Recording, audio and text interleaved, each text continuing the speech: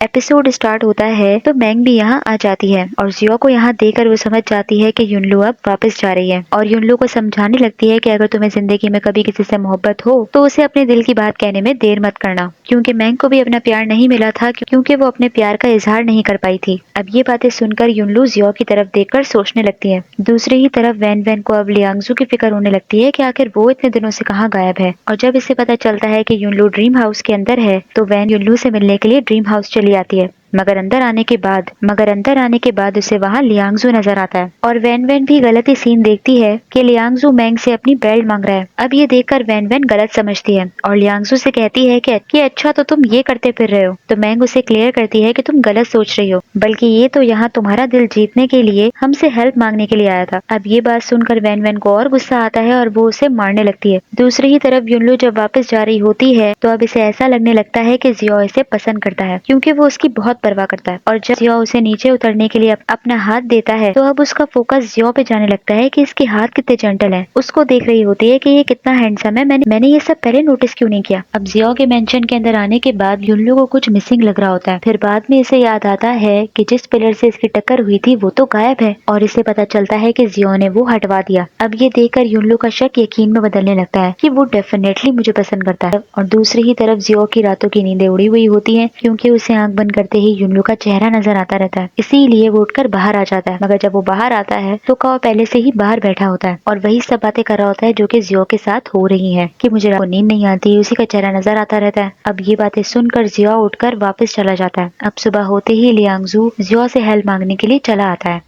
और उससे कहता है कि आज लैंटर्न फेस्टिवल है और मैं चाहता हूँ कि मैं वैन वैन के साथ जाऊँ। आप मेरी मदद करें वैन वैन को मेरे साथ भेजने में। अब ये बात सुनकर काओ कहने लगता है कि जियो कोई सेटिंग करवाने वाला नहीं है, उसको बहुत काम है और यहाँ तक कि जियो भी इसकी हेल्प करने से साफ इसीलिए लियांगजू को गुस्सा आ जाता है और वो जियो को बुरा भला कहने लगता है कि इसके सीने में तो दिल ही नहीं है। और इतने में ही इसे युनलू देख लेती है और लियांगजू को सारी कहानी बता देता है कि जियो मेरी हेल्प नहीं कर रहा। और यहाँ तक कि युनलू को ये भी कहने लगता है कि अब जियो के लिए तुम इतनी इंपॉर्टेंट भी नहीं हो कि वो तुम्हारी वजह से मेरी हेल्प करने के लिए मान जाए। तो ये बात सुनकर युनलू को आग लग जाती है कि ऐसा तो पॉसिबल ही नहीं है कि मैं जियो के लिए इंपॉर्टेंट ना हूँ। और जज्बात में आके जियो से बात करने के लिए जाने लगती है कि वो मेरी बात नहीं टालेगा और तुम्हारी हेल्प जरूर करेगा। मगर जब वो जियो से बात करती है तो वो इसे भी साफ इनकार कर देता है। यहाँ तक कि युनलू ये भी कहती है कि मैं भी लैंटर्न फेस्टिवल में इनके साथ चलूंगी, मगर तब भी जियो मना कर देता है। अब युनलू को कुछ हजम नहीं हो रहा होता कि आखिर जियो ने मेरी बात कैसे नहीं मानी, मगर अभी भी उसे यही लग रहा होता है कि वो मुझे पसंद करता है, बस अभी ऐसा नाटक कर रहा है। अब ये लियांगजू की खुद हेल्प करने लगती है कि मैं जाकर वैन वैन से बात करती हूँ और युनलू के वैन वैन से बात करने से पहले ही जियो वैन वैन से बात करने के लिए चला आता है और उससे कहता है कि युनलू चाहती है कि तुम और वो लैंटर्न फेस्टिवल में जाएं। और वहाँ युनलू को वैन वैन से मिलने नहीं दिया गया होता क्योंकि वो पैलेस के अंदर होती है, इसीलिए वो लेटर लिखकर गार्ड को दे देती है कि वैन वैन को दे देना ताकि वो फेस्टिवल में आ जाए। अब यहाँ फेस्टिवल में टैंग कहने लगती है कि आप कुछ ज्यादा ही सोच रही हैं, मुझे नहीं लगता है कि जियो आपको पसंद करता है। मगर इस बात को मानने के लिए युनलू तो तैयार ही नहीं होती और इतने में ही वहाँ पर जियो आ जाता है वैन वैन को लेकर और युनलू से झूठ कहने लगता है कि मैं वैन वैन के साथ बस ऐसे ही आ गया क्योंकि वैन वैन इस फेस्टिवल में आना। इतने में ही वहाँ शो स्टार्ट होता है, सब शो को देख रहे होते हैं मगर जियो युनलू को देख रहा होता है और इतने में ही उसे वहाँ से दूसरी साइड पर ले जाता है। अब वहाँ सारे शो एंजॉय कर रहे होते हैं मगर इतने में वहाँ लियांगजू आ जाता है और वैन वैन को अपने साथ खड़ा कर लेता है। अब लियांगजू और वैन वैन को साथ देखकर युनलू कहती है कि कितना अच्छा फील होता है जब आप किसी को पसंद करते हो। तो जियो दिल में कहने लगता है कि हाँ बिल्कुल बहुत अच्छा फील होता है। अब दूसरी ही तरफ जियो युनलू को लैंटर्न गिफ्ट करता है तो युनलू कहती है कि मेरी माँ के बाद पहली बार किसी ने मुझे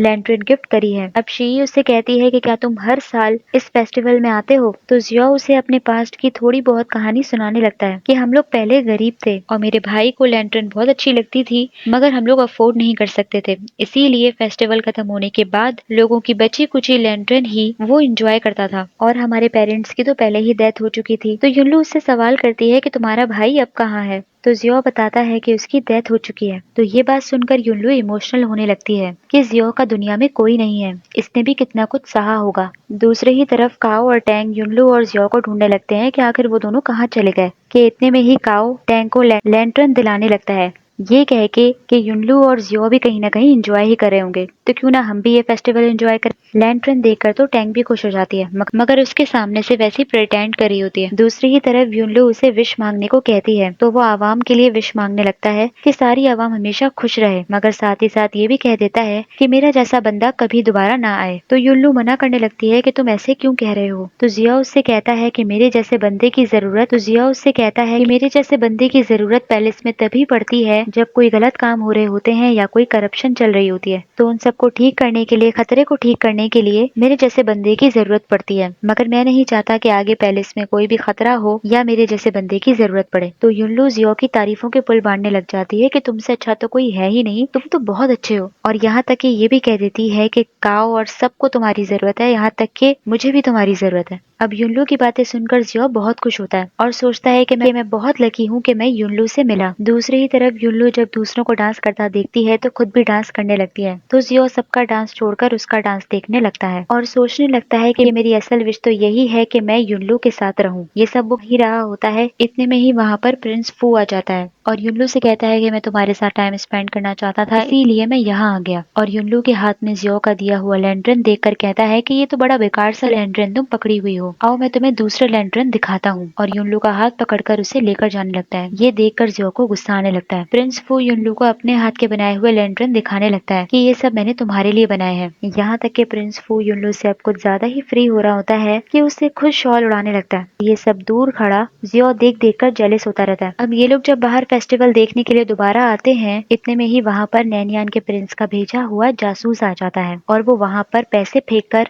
हलचल मचा देता है। और जियो इसे देख लेता है, इसीलिए उसे पकड़कर ठीक ठाक मारने लगता है। और जब ये बात प्रिंस पू को पता चलती है कि ये नैनियान के प्रिंस का भेजा हुआ जासूस है, तो वो बगैर कुछ सोचे समझे बड़ी बेरहमी से उसका कत्ल कर देता है। और फिर ये सोचता है कि मैं तो बहुत स्ट्रांग हो गया हूँ, वरना पहले तो ये सबसे डरा करता था। इसीलिए ये बड़ा खुश होता है और युनलू से कहता है कि अब मैं तुम्हें प्रोटेक्ट कर सकता हूँ। और अब नैनियान के प्रिंस की वजह से पैलेस के बाहर बहुत खतरा होता है, इसीलिए प्रिंस पू ये फैसला करता है कि युनलू अभी और इसी वक्त मेरे साथ पैलेस चलेगी। और अब जियो लाख बहाने करता है, मगर प्रिंस पू अपने फैसले से नहीं हटता और युनलू को वहां से लेकर चला जाता है। अब दूसरे दिन का सारा सामान इसके घर से जा रहा होता है, तो ये देखकर उसे बुरा लग रहा होता है। इसीलिए जियो युनलू से बात करने के लिए उसके कमरे में चला आता है और उसे पैलेस जाने से मना कर रहा होता है। मगर युनलू कहती है कि मैं जाना चाहती हूँ या नहीं इसकी परवाह तो किसी को भी नहीं है कि मैं क्या चाहती हूँ। तो जियो कहता है कि मुझे है परवाह। तो अब युनलू उसे साफ कह देती है कि तुम्हारे मुझ पर बहुत एहसान है, मैं अब तुम पर और बर्डन नहीं बनना चाहती। इसीलिए जानबूझकर और पैलेस जाने की तैयारी करने लगती है ताकि जियो फजूल में पंगे ना करे प्रिंस फू के साथ। मगर फिर भी जियो युनलू को जाने से रोकने लगता है और उसकी शर्ट छोड़ ही नहीं रहा होता। इसीलिए युनलू उसे थैंक्स कहने लगती है कि तुमने जो मेरी इतनी केयर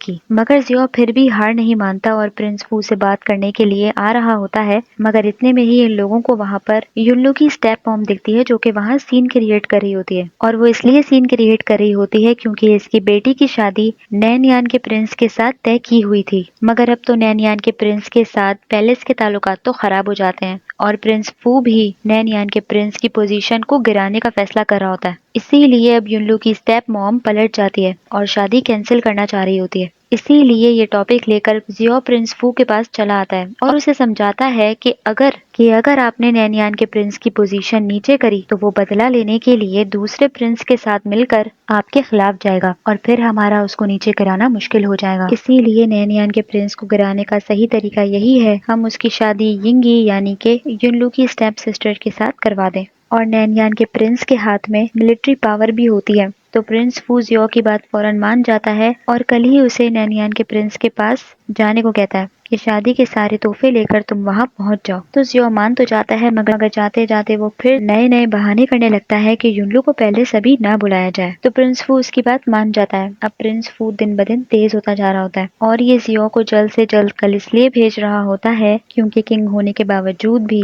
सारे मिनिस्टर्स, सारे लोग जियो से डरते हैं। इसीलिए प्रिंस फू चाहता है कि इन लोगों को तो मुझसे डरना चाहिए, मगर जब तक जियो इस पैलेस के अंदर होगा ये मुमकिन नहीं है। इसीलिए ये जियो को जल्द से जल्द भेज रहा होता है। दूसरी तरफ यिंगी रो रही होती है क्योंकि अब इसे शादी नहीं करनी होती। तो इसकी माँ की चालें अब तक खत्म नहीं होती और ये कहती है कि नैनियान के प्रिंस ने हमारी बेटी की शक्ल तो नहीं देखी, तो क्यों ना हम अपनी बेटी की जगह युनलू को वहाँ भेज दें शादी के लिए। तो युनलू का फादर मना करता है कि अब वो कोई पुरानी वाली युनलू नहीं है, अब उसका भी अपना स्टेटस है। प्रिंस फू उसे फेवर करता है और सिर्फ युनलू की स्टेप मॉम ही लालची नहीं होती बल्कि युनलू का अपना फादर भी बड़ा ही लालची होता है। वो युनलू की अभी फेवर इसलिए कर रहा होता है क्योंकि अभी उसके पीछे बड़े बड़े लोग जो हैं, और ये भी पता चलता है कि युनलू की माँ की तो पहले ही डेथ हो चुकी थी। इन लोगों ने युनलू से ये खबर इसलिए छुपाई ताकि बाद में उसका इस्तेमाल कर सके। अब ये हीरा फेरी करने से युनलू का फादर तो इनकार कर देता है, मगर युनलू की स्टेप मॉम बाज नहीं आती और युनलू के पास खबर पहुंचा देती है कि उसकी माँ की तबीयत बहुत ज्यादा खराब हो गई है, इसीलिए तुरंत घर वापस आए। अब ये बात सुनकर तो युनलू परेशान हो जाती है, इसीलिए अपने घर दौड़ी चली आती है। मगर जैसे ही आती है तो उसकी स्टेप मॉम उसे कैद कर लेती है। दूसरे दिन जियो जाने की तैयारी कर रहा होता है और इसे ये मालूम होता है कि प्रिंस फू इसे जानबूझकर भेज रहा है ताकि खुद पावर हासिल कर सके, मगर ये फिर भी जा रहा होता है क्योंकि इसका असल मकसद तो नैन यान के प्रिंस को खत्म करना है। मगर इतने में ही इसे पता चलता है कि युल्लू अभी तक अपनी माँ के घर से वापस नहीं आई, तो जियो को गड़बड़ लगती है कि कहीं वो किसी मुसीबत में तो नहीं, इसीलिए वो फौरन युल्लू के घर जाने लगता है और वहाँ पहुँचने के बाद हर जगह युल्लू को ढूंढ रहा होता है कि इतने में वहाँ पर युल्लू तो नहीं मिलती, मगर उसकी मेड टैंग मिल जाती है और सारी कहानी बता देती है कि ये लोग जबरदस्ती अपनी बेटी की जगह युल्लू की शादी करवा रहे हैं और इन लोगों ने युल्लू को भेज भी दिया। अब ये बात सुनकर जियो का खून खौल जाता है और वो इन लोगों से कहता है कि दुआ करो कि युल्लू सही सलामत हो, वरना तुम लोगों की खैर नहीं। दूसरी ही तरफ ये लोग युल्लू को बांध कर नैन यान के प्रिंस के पास भेज रहे होते हैं, मगर इतने में युल्लू की आंख खुल जाती है और वो जियो का नाम ही ले रही होती है क्योंकि इसने जियो को अपने घर जाता हुआ देखा था। मगर ये सोचती है कि क्या पता जियो को पूरी कहानी पता ही ना हो कि मैं यहाँ फंसी हुई हूँ, इसीलिए मुझे खुद ही यहाँ से बचकर निकलना होगा। और वो किसी न किसी तरीके से अपनी रस्सियां खोल लेती है और उस स्टेयर से उतरकर भागने लगती है। तो ऑब्वियसली सारे लोग उसका पीछा करते हैं और इसीलिए युल्लू बुरे तरीके से फंस जाती है, मगर जियो के होते हुए ऐसा नहीं हो सकता। वो तुरंत युल्लू को बचाने के लिए आ जाता है और सारे लोगों को ठीक ठाक मार के युल्लू को बचा लेता है और फौरन युल्लू के पास आ जाता है कि तुम ठीक तो हो। और यही एपिसोड खत्म हो जाता है। तो आप लोग मुझे बताइए आप लोग को एपिसोड कैसी लगी, लाइक करना ना भूलिए, सब्सक्राइब भी जरूर कीजिए। Thank you so much.